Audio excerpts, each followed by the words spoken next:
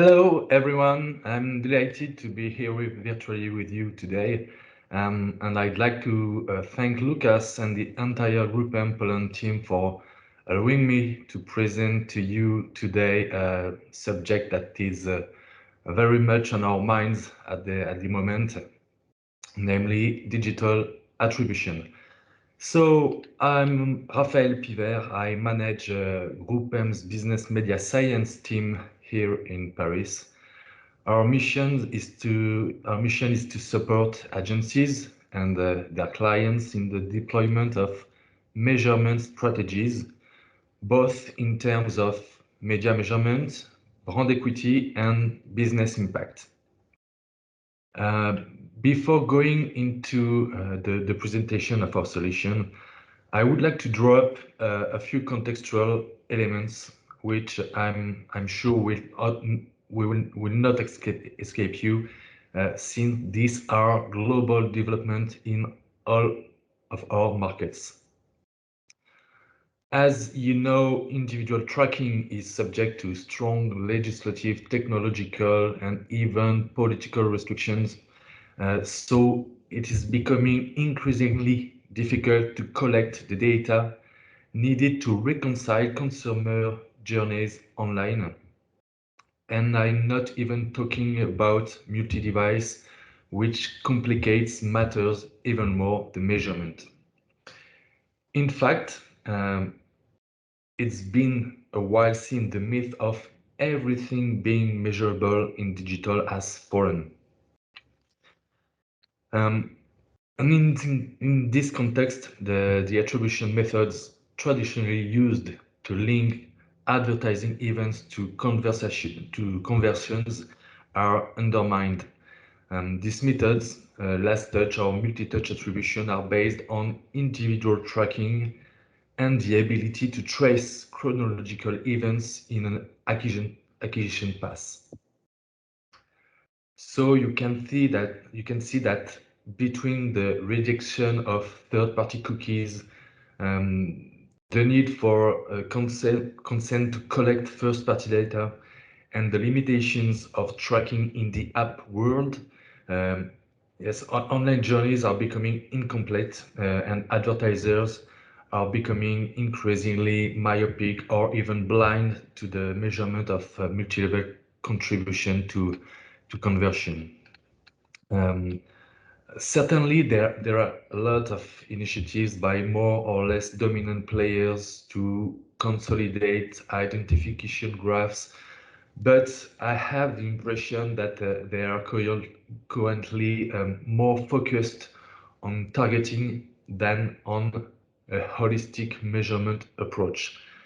And if they do emerge, they risk being costly or slowed or maybe opaque, nor will they solve all the restrictions on access to individual data. Um, I think that in the medium term, the only attribution method that could be perpetuated is the last click method, which for us as marketers is far from satisfactory. This is because it only takes into account the last levers of the buying process, and we know that conversions are very often decided upstream.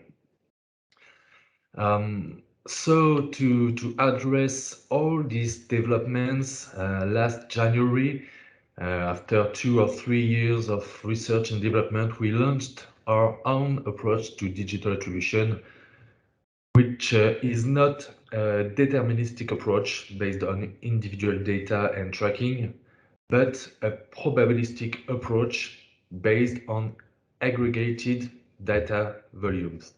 This is engross attribution. Our objective was to limit our global level of dependence on technological and legislative changes by being as exhaustive as possible on the digital levers to be covered, whether they are paid or organic. And as a media agency, we are at the center, at the heart of the relation between advertising platforms, and advertisers. So we have the ability to easily collect a lot of volumes of impressions and clicks and session level across the entire digital ecosystem. The most important fact is that we don't use individual data or cookies, but only volumes of what can be counted. We have a five-step process when we are launching an attribution modeling. The first of one is that we need to define clearly each level precisely in terms of taxonomy. For example, what do we consider as search? Is it paid search, organic, generic, brand search? What is display? Does it integrate social networks, online video, performance, etc.? So it's very important to be to agree with the taxonomy of what we consider as a digital channel. Second point, we need to ensure that each of the levels is tracked properly and that the data is easily accessible. The third point is that we need to be sure that we can trace and collect the costs associated with all the paid levels, the paid digital channel. Fourth point, we need to define clearly what is the conversion KPI. Is it a session? Is it a buying? Is it a registration? That will form the basis of the modeling and ensure that with the client that is properly tracked and that we can track volumes over 12 months with daily detail.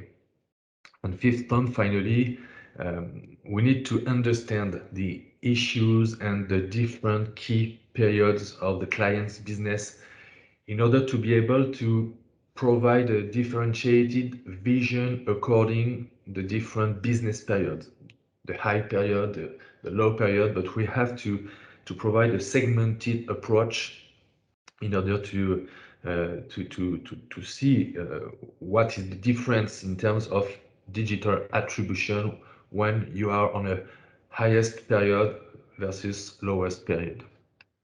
Because digital attribution doesn't work the same between periods. One of the important elements of our approach was to give a fair vision of the contribution of the levers, whatever their place in the conversion path, and to bring a complementary vision to the last touch attribution, which generally overvalues the search levers to the detriment of the others. So with our approach, we can integrate up to 15 different levers in our attribution modeling, depending on what has been decided with the client. And once we have collected the data, so for modeling, we collect a 12-month back data historic and at the daily level of granularity. So once we have collected the data in a predefined template, we can solve the equation. And to solve the problem, we use a property of the Shapley value. So Shapley value was a methodology and was introduced during the 1950s. And it's a member of the game theory family approaches and is specifically used in cooperative game to determine the fair distribution of payoffs to different players. The Shapley value corresponds to the average marginal value for the different combination of each of the levels according to its presence and its importance.